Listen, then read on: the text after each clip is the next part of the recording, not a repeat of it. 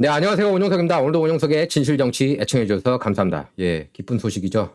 기대했던 대로 도널드 트럼프 전 대통령이 제45대 대통령이 제47대 대통령이 되기 위해서 대선 출마를 공식 선언했습니다. 2020년 대선에서 뭐 여러 가지 뭐 장난질이 있었죠. 뭐 우편 투표 관련해서 뭐 조 바이든 대통령한테 어쨌든 공식적으로는 패했습니다. 트럼프. 작년 1월 20일 4년 임기를 마치고 퇴장한 지 1년 10개월 만에 다시 대선 출마 나선 겁니다. 자, 2016년, 2020년에 이어서 세 번째 대권 도전입니다. 본인은 2016년에도 이기고 2020년에도 이겼다고 얘기를 하고 있죠. 어쨌든 현역 대통령으로서는 가장 많은 득표를 기록했습니다. 트럼프가요. 그리고 그 두 번째 도전 때 표수가 늘어난 최초의 현직 대통령이기도 해요. 트럼프가. 오바마 같은 경우에는 훨씬 줄었고 조지 W. 부시도 마찬가지였습니다. 트럼프 전 대통령은 플로리다 자택인 마랄라고 리조트에서 가진 연설에서 이렇게 얘기했습니다. 미국을 다시 위대하고 영광스럽게 만들기 위해 오늘 밤 나는 미국 대통령 이 후보를 발표한다. 이렇게 밝혔습니다. 그래서 2년 전 우리는 위대한 국가였다. 곧 우리는 다시 위대한 국가가 될 것이다. 이렇게 강조했습니다. 흑인, 라틴계, 아시안 역대 최저 실업률 기록했습니다. 트럼프 때요. 그리고 뭐 너무나 이뤄놓은 게 많아서 다 일일이 언급하기가 힘듭니다. 그리고 에너지 독립국, 72년 만에 에너지 독립국 이뤄냈고 또 무역 협상 다 뜯어 고쳤죠. 그리고 외교에 있어서도 선견지명이 있었습니다. 독일한테 러시아에 의존하지 말라고 그랬죠. 가스 파이프. 결국에 우려했던 대로 된 거죠. 독일이. 미북 정상회담도 이끌었고 역사적인. 어쨌든 그동안에는 미사일 안 날렸잖아요, 북한이. 뉴욕타임스 같은 가짜 뉴스들은 절대 이런 것도 보도 잘 안 하죠. CNN도 그렇고 와포도 그렇고. 그리고 성전환 내러티브에도 종지부를 찍겠다고 그랬습니다. 그래서 여성 스포츠에는 남성이 뛰지 못하게 하겠다고 얘기를 했어요. 그리고 여성 실업률도 60년 내 최저 기록했죠, 트럼프 때. 그리고 특히 기름값 얼마나 더 쌌습니까? 살기가 더 좋았죠. 물가도 안정돼 있었고. 지금처럼 모든 게 이렇게 엉망진창이 아니었습니다. 트럼프가 이렇게 얘기를 했어요. 이대로 2년 더 가면은 진짜 더 이상 무너질 수도 없다. 그렇게 얘기를 했습니다. 그래서 아직까지 미국인들이 여전히 힘든 거를 못 느껴서인지 이번에 중간선거에 기대 이하 성적표를 들어 올렸는데 공화당이. 근데 2년 뒤면은 상황이 완전히 달라질 거라고 얘기했습니다. 그리고 당일 투표, 당일 선거 이렇게 몇 달간 선거하는 게 아니라 당일의 선거에서 그날 결과를 볼 수 있게 그렇게 하겠다고 얘기를 했어요. 옛날에는 뭐 당일 결과 다 나왔었죠. 아주 옛날에 이제 2000년, 아주 옛날은 아니지만 2000년 조지 W. 부시하고 엘 고어가 붙었을 때 그때 이제 플로리다주에서 최종 결정이 안 돼가지고 연방 대법원에서 조지 W. 부시 손을 들어준 적이 있었습니다. 근데 그때 빼고는 다 당일날 끝났어요. 이렇게 뭐 몇 주간 기다리고 이런 경우가 없었습니다. 웃기지 않습니까? 플로리다 같은 경우는 인구도 뉴욕하고 비슷한데 하루 만에 다 개표하고.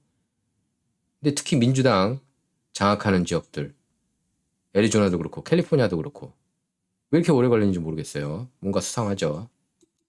당연히 수상하다고밖에 생각을 해야 됩니다. 예, 그렇게 생각을 해야 돼요. 트럼프가 이렇게 얘기를 했습니다. 바이든이 4년 더 집권하지 않도록 확실하게 할 것이다. 미국은 그것을 받아들일 수 없다. 나는 모든 정책에서 다시 미국을 최우선으로 할 거다. 바이든은 America Last 정책을 펼쳤지만 나는 America First 정책을 펼칠 것이다. 이렇게 선언했습니다. 트럼프는 연방선거위원회 FEC에 2024년 대선 출마를 위한 서류를 다 제출하고 나서 이렇게 공식 선언을 한 겁니다. 출마하겠다고. 그래서 트럼프 전 대통령은 2024년 대선과 관련해 공식 입후보한 첫 인사라고 할 수가 있겠습니다. 자, 트럼프 전 대통령이 대선 출마를 공식화하면서 중간 선거를 끝낸 미국 정치권은 내년 1월 새 의회 출범을 계기로 대선 국면 조기 전환을 예고했습니다. 이제 트럼프가 이제 본격적으로 캠페인 활동 하는 겁니다. 예. 그래서 지금으로부터 이제 2년간 앞으로 2년간 내내 캠페인 활동을 하겠죠. 정말 캠페인 활동 미국 역사상 트럼프만큼 캠페인 활동을 잘하는 사람은 없다고 봐야죠. 그러니까 활력 있게. 랠리를 이렇게 많이 하는 사람은 저는 본 적이 없습니다. 정치인 중에서. 그러니까 체력 면에서 정말 대단하다고 할 수 있어요. 자, 앞서서 트럼프는 중간선거 전날인 지난 7일 오하이오주 유세에서 말하라고 해서 오는 15일 매우 큰 발표를 중대 발표를 할 거다 이렇게 얘기를 하면서 대선 출마 선언을 예고했습니다. 공화당 중간선거 이제 압승을 할 거라고 예상을 했는지는 모르겠어요. 그렇게 예상을 했겠죠. 트럼프도 뭐 메인스트림 미디어조차 그렇게 얘기를 했으니까. 그래서 자신의 대권 도전 의지를 이렇게 극대화하려고 했는데 어쨌든 중간선거에서 공화당은 실망적인 성적이어서 어쨌든 뭐 상원 탈환에 실패했다고 뭐 치더라도 하원 조금 전에 다수당 확정했거든요. 하원을 차지한 게 이제 장악한 게 그나마 다행이다. 그래서 이제 본격적으로 부패한 바이든, 조 바이든, 그리고 헌터 바이든, 그리고 민주당, 부패한 민주당, 그리고 파우치 이런 사람들을 이제 조사 본격적으로 하겠죠. 하원에서. 메인스트림 미디어에서는 자꾸 트럼프 탓이다. 트럼프는 이름에 올라있지도 않았습니다. 트럼프가 지지한 후보들이 경선에서 맹활약했고 뭐 본선에서 떨어진 건 뭐 어쩌겠습니까? 예? 최선을 다했는데. 그걸 자꾸 트럼프 탓하는 건 그건 메인스트림 미디어가 트럼프가 다시 나오는 거를 두려워하기 때문이에요. 2020년 선거 때 캥기는 게 있어서 그런 거 아니겠습니까? 뭔가 메인스트림도 그렇고. 예. 그때 어떤 일들이 있었는지 제 럼블 어카운트 보시면 알 수가 있어요. 2020년 대선 때. 메인스트림 미디어가 이렇게 보도하면 어쩌겠습니까? 한국 한인 언론도 대다수가 이제 그대로 팔로우를 하죠. 미국 정치를 이제 스스로 이렇게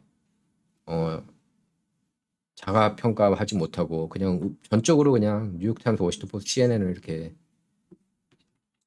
신적 존재로 생각해서 그런 것 같아요. 근데 트럼프 이제 2024년 저는 미리 얘기했습니다. 2024년 대선 출마하더라도 모르겠어요. 지금 선거법을 개정하지 않는 한 아까 얘기한 것처럼 트럼프가 직접 얘기한 것처럼 당일 선거 그리고 그날 개표 끝날 수 있게 하지 않는 한 이기기 힘들지 않을까 싶어요. 지금 현재 트럼프가 정권을 차지하고 있는 게 아니지 않습니까? 바이든이잖아요. 바이든이 그렇게 바꾸겠어요? 자기가 코로나 팬데믹 덕분에 당선됐다고 생각할 텐데. 그때 선거법 막 바꿨잖아요. 곳곳에서. 특히 펜실베니아주 같은 경우에도 그렇고. 우편 투표가 이렇게 미친 듯이 난리치는 한 공화당은 이길 수가 저는 없다고 봅니다. 예. 근데 이제 맞서 싸우는 것 자체의 의미가 있다. 뭐 그렇게는 볼 수가 있겠죠. 그리고 2년 뒤에는 정말 상황이 안 좋아질 것 같아요. 지금보다도. 그러면은 이제 공화당 몰표가 나오지 않을까. 그거 하나 이제 기대해보면 트럼프가 이제 그런 얘기를 한번 했었잖아요. 민주당은 정책이 엉망이기 때문에 언론을 쥐고 있고 빅테크 쥐고 있고 엔터테인먼트 쥐고 있고 이것저것 다 쥐고 있지만 정책이 워낙 개판이고 개떡이기 때문에 사람들이 다 공화당 나중엔 찍을 거다 그렇게 얘기를 했는데 그거 기대하는 것 같아요. 트럼프가. 실제로 오늘 연설에서도 그렇게 얘기를 했고 그렇게 얘기를 했습니다. 자기가 웃으면서 이런 얘기를 하는 게 아니라 우는 마음으로 이런 얘기를 한다고. 그래서 최측근 참모들도 뭐 메인스트림 미디어는 뭐 말렸다 뜯어 말렸다 이러는데 예, 빨리 이렇게 출마 선언해라 이렇게 얘기를 했다고 그래요. 예. 메인스트림 미디어는 이제 반대로 얘기하고 있죠. 하지만 트럼프 측근들은 이제 중간선거 끝났으니까 출마 선언해라 이렇게 조언을 많이 했다고 그럽니다. 특히 이제 트럼프가 그런 얘기를 했어요. 222승 22패. 근데 메인스트림 미디어는 22패만 집중하고 있다. 대부분이 연방 하원 보면 당선됐거든요. 트럼프 지지하는 후보들이. 트럼프로서도 연방 대법원이 낙태 이슈를 뒤집을지는 몰랐던 거고요. 과연 이제 론 디샌티스 플로리다 주지사가 지금 이제 인기가 급상승하고 있지만 트럼프 전 대통령 이제 사실 트럼프 퀴즈거든요. 론 디샌티스가 그래서 트럼프 지지한 덕분에 4년 전에 간신히 그때 이겼었습니다. 그때 32,000표 차로 이겼잖아요. 그 흑인 후보 양성애자라고 커밍아웃을 얼마 전에 했죠. 제2의 오바마라고 불렸던 사람. 그 사람을 꺾고 이제 간신히 이겼는데 이번에는 150만 표 그리고 67개 카운티 중에 62개 카운티 이겼고 민주당 지역에서도 많이 승리를 거뒀습니다. 근데 이게 이제 바로 그 플로리다가 선거법을 제대로 했기 때문에 그날 다 끝냈잖아요. 개표를. 그렇기 때문에 이렇게 압승을 거둘 수 있었다. 만약에 디산티스가 다른 주였으면은 못 이겼을 거다. 이런 얘기가 많이 나오고 있습니다. 왜 그러겠습니까? 우편 투표 다른 데는 더 늦게 개표하고 그러니까 다르겠죠. 다른 주에서는. 만약에 론 디샌티스가 타주에서 출마했다면. 그래서 어쨌든 이번 중간 선거에 수확이 있다면 공화당으로서 수확이 있다면 오하이오하고 플로리다는 이제 완전히 공화당주가 됐다. 그렇게 볼 수 있습니다. 뭐 2년 전에도 사실상 공화당주가 됐다고 할 수 있는데 이번에 더 확고해졌어요. 문제는 이제 펜실베니아, 조지아, 애리조나가 민주당 쪽으로 넘어갔다는 게 이게 이제 가장 큰 문제예요. 요 세 개 주 못 이기면은 이 세 개 주 중에서 최소 2개 주 못 이기면은 못 이겨요. 트럼프도 내후년에. 지금 현재 트럼프는 바이든하고 재대결할 것으로 보여집니다. 지금 메인스트림 미디어는 이제 그렇게 얘기를 하고 있습니다. 바이든은 중간 선거 선전 1등 공신이다. 1등 공신이다. 이거 진짜 무식한 소리죠. 지금 그 한국 언론들도 그렇게 많이, 한인 언론들도 그렇게 많이 보도했는데 그거는 잘못된 거예요. 바이든을 최대한 공개석상에 부르지 않았습니다. 후보들이. 오바마를 불렀으면 불렀지. 좀 알고 이런 거 보도했으면 좋겠어요. 그게 아닌데. 예? 횡설수설맨 아닙니까, 바이든. 바이든이 중간 선거 때문에 탄력을 받은 건 부인할 수 없는 사실이고 오바마 때보다 더 잘하고 있다는 것. 선거로만 볼 때는 인물로는 오바마가 훨씬 낫죠. 2010년 때 하원 63석 잃고 상원에서 6석 잃고 대패 역사적인 대패를 기록한 반면에 오바마는 이번에 바이든은 선전을 했다고밖에 볼 수가 없죠. 상원에서 오히려 의석을 늘렸습니다. 공화당이 54석까지 늘릴 수 있다고 예상한 가운데 오히려 바이든이 민주당의 의석을 늘렸어요. 그러니까 거의 공화당 입장으로서는 그러니까 민주당이 트럼프가 이겨서 쇼크 받지 않았습니까? 2016년에. 그것만큼 이제 공화당이 이번에 좀 쇼크 받은 것 같아요. 상원에서 이렇게 패하고. 그리고 조지아주 결선도 쉽지 않을 것 같아요. 헐셔 와커. 오늘 트럼프가 헐셔 와커 많이 찍어라. 대선 투표 참여해라 이렇게 얘기를 했지만 상원 선거 참여해라 이렇게 얘기를 했지만 작년에 정말 그 리누드 때문에 리누드를 탓하게 돼요. 조지아주는 놓친 건 진짜 리누드 영향이 큰 것 같습니다. 그때 연방 상원 2자리 다 내줬잖아요. 그때 이후로 이제 꼬이는 것 같아요. 리누드라는 사람이 정말로 좀 정신 나간 사람 같아요. 제가 볼 때는.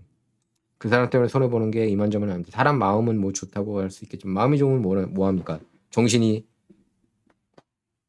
딴 데가 있는데 현실적이지 못하고 너무 이제 큐에 꽂혀 있었죠. 그 사람은. 왜 그런지 모르겠어요. 왜.